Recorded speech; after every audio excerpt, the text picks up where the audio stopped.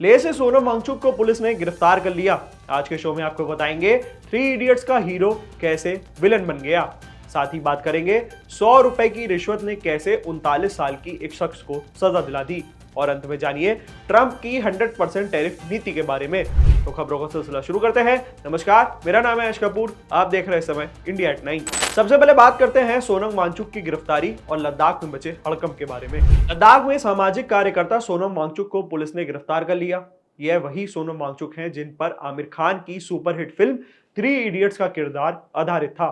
बीते दिनों से वह लद्दाख में छठी अनुसूची को और राज्य के दर्जे की मांग को लेकर के आंदोलन चला रहे थे। उनका अनशन और धरना तेजी से बढ़ता भी जा रहा था। 24 सितंबर को जब आंदोलन हिंसक हुआ तब 4 लोगों की मौत भी हो गई, कई लोग इसमें घायल भी हुए। इसके बाद से ही माहौल तनावपूर्ण बना हुआ है। इसी बीच पुलिस ने वांगचुक पर भीड़ को उकसाने और शांति भंग करने का आरोप लगाते हुए उन्हें हिरासत में ले लिया। उनकी गिरफ्तारी के बाद लद्दाख के अलग अलग हिस्सों से लोग सड़कों पर उतर आए और प्रशासन के खिलाफ नारेबाजी भी करने लगे। लद्दाख की जनता की मुख्य मांग है कि उन्हें छठी अनुसूची का दर्जा मिले ताकि स्थानीय पार्षदों को अधिक अधिकार मिल सके और उनकी संस्कृति व भूमि को सुरक्षित हो सके। सोनम वांगचुक इस मांग को लेकर लंबे समय से संघर्ष कर रहे थे, लेकिन सरकार का कहना है कि उनका आंदोलन हिंसा में बदल गया और इसी वजह से उन्हें कार्रवाई भी करनी पड़ी। गिरफ्तारी के बाद सोशल मीडिया पे भी माहौल गर्म है। कई युवाओं ने इसे जनता की आवाज दबाने की कोशिश भी बताया। वहीं प्रशासन का दावा है कि यह कदम शांति और कानून व्यवस्था बनाए रखने के लिए जरूरी था। अब सबकी निगाहें 6 अक्टूबर को होने वाली सरकार और आंदोलनकारियों की वार्ता पर टिकी है। सवाल यही है कि क्या बातचीत से समाधान निकलेगा या फिर लद्दाख का संघर्ष और लंबा चलेगा। अब बात करते हैं 100 रुपए की रिश्वत ने 39 साल के एक शख्स को सजा कैसे दिलवा दी। छत्तीसगढ़ का यह चौंकाने वाला केस आपको भी हैरान कर देगा। रायपुर के 83 साल के एक बुजुर्ग ने अपनी पूरी जिंदगी केवल एक लड़ाई में गुजार दी। यह लड़ाई थी 100 रुपए की रिश्वत के झूठे केस में अपनी बेगुनाही साबित करने की। 39 साल तक चले संघर्ष के बाद अब जाकर बुजुर्ग को न्याय मिला और उनकी बेगुनाही साबित हुई। यह कहानी है जोगेश्वर प्रसाद की, जिनका पूरा जीवन इस केस की भेंट चढ़ गया। न्याय से खुश और न्याय में देरी हुई पीड़ा को बयां करते हुए रायपुर के निवासी जोगेश्वर प्रसाद को 100 रुपए रिश्वत लेने के केस में बिलासपुर हाईकोर्ट से 39 साल बाद दोष मुक्त करार दिया गया। बात 1986 की है, जब वह मध्य प्रदेश स्टेट के रोड ट्रांसपोर्ट कॉरपोरेशन के रायपुर कार्यालय में बिल सहायक पद पे कार्यरत थे। इस दौरान एक कर्मचारी अशोक कुमार वर्मा ने अपना बकाया बिल पास कराने के लिए दबाव डाला। जोगेश्वर ने नियमों का हवाला देकर इनकार कर दिया। अगले दिन वर्मा ने रिश्वत देने की कोशिश की, लेकिन उन्होंने पैसे लौटा दिए। इसके बाद उन पर झूठा केस रच दिया गया। 24 अक्टूबर 1986 को विजिलेंस टीम ने उन्हें 100 रुपए जबरदस्ती जेब में डाले जाने के बाद सड़क पर ही गिरफ्तार कर लिया। इसके बाद उनके घर पर भी छापा पड़ा और केस अदालत में चला। 1988 में उन्हें सस्पेंड भी कर दिया गया और 6 साल तक निलंबन झेलना पड़ा। जोगेश्वर बताते हैं कि इस घटना ने उनके परिवार की जिंदगी को पूरी तरह तहस नहस कर दिया। सस्पेंशन के दौरान वेतन आधा आता था, बच्चों की पढ़ाई आधे में लटक गई, पत्नी तनाव के कारण चल बसी, छोटे बेटे की शादी तक नहीं हो सकी।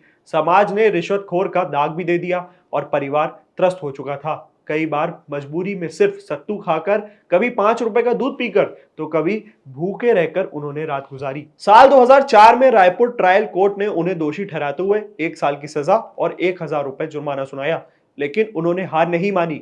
हाईकोर्ट का दरवाजा खटखटाया।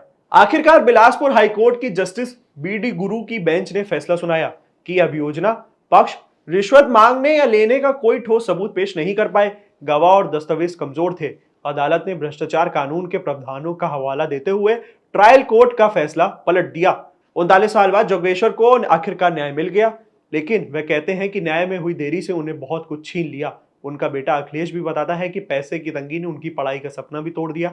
आज परिवार इस बात से खुश है कि जोगेश्वर का नाम साफ हो गया है, लेकिन उन्हें आगे भी सरकार से मदद की उम्मीद है। 39 साल की लड़ाई जीतने के बाद अब जोगेश्वर और उनका परिवार राहत की सांस ले पा रहा है। अब बात करते हैं ट्रंप की 100% टैरिफ नीति के बारे में। अब बात करते हैं अंतर्राष्ट्रीय आर्थिक फैसले की, जिसका असर सीधा भारत पर पड़ सकता है। अमेरिका के राष्ट्रपति डोनाल्ड ट्रंप ने सत्ता में वापसी के बाद एक बड़ा ऐलान किया। उन्होंने अमेरिका में बिकने वाली विदेशी ब्रांडेड दवाइयों पर 100% टैरिफ लगाने का फैसला लिया। इस फैसले से भारतीय फार्मा इंडस्ट्री को तगड़ा झटका लगा। भारत दुनिया की सबसे बड़ी जेनरिक दवा निर्माता कंपनी में से एक है। बड़ी बड़ी कंपनियां अमेरिका में भारी निर्यात करती हैं। अभी तक भारतीय दवाएं अमेरिकी बाजार में सस्ती कीमतों पर उपलब्ध होती थी और वहीं से कंपनियों को अरबों डॉलर की कमाई होती थी। लेकिन 100% टैरिफ के बाद से उनकी दवाएं महंगी हो जाएंगी, जिससे अमेरिकी मरीज की जेब को बोझ झेलना पड़ेगा और भारतीय कंपनी की बिक्री घट सकती है। इस घोषणा के बाद से भारतीय शेयर बाजार में फार्मा कंपनी के शेयर में गिरावट देखी गई। निवेशकों को डर है कि अगर अमेरिकी बाजार में आय कम हुई तो कंपनी की मुनाफाखोरी घट जाएगी। विशेषज्ञों का कहना है कि अब भारतीय फर्म कंपनी को नए बाजार तलाशना होगा और अमेरिका पर निर्भरता कम करनी होगी। हालांकि कुछ विशेषज्ञ यह भी मानते हैं कि ट्रंप का यह फैसला अमेरिकी हेल्थ केयर सिस्टम पर उल्टा असर भी डाल सकता है, क्योंकि दवाएं महंगी हो जाएंगी और आम अमेरिकी मरीजों को दिक्कत होगी। लेकिन राजनीतिक तौर पर ट्रंप का यह कदम अमेरिका फर्स्ट एजेंडे को मजबूत करेगा। भारतीय फर्म सेक्टर के लिए यह बड़ा झटका है। आने वाले समय में यह देखना होगा कि सरकार और कंपनी मिलकर के इस चुनौती से निपट सकती हैं। क्या वैकल्पिक बाजार भी तलाशना मजबूरी बन जाएगा? तमाम ऐसी वीडियोस के लिए बने रहिए हमारे साथ, देखते रहिए India.com। Thank you for watching.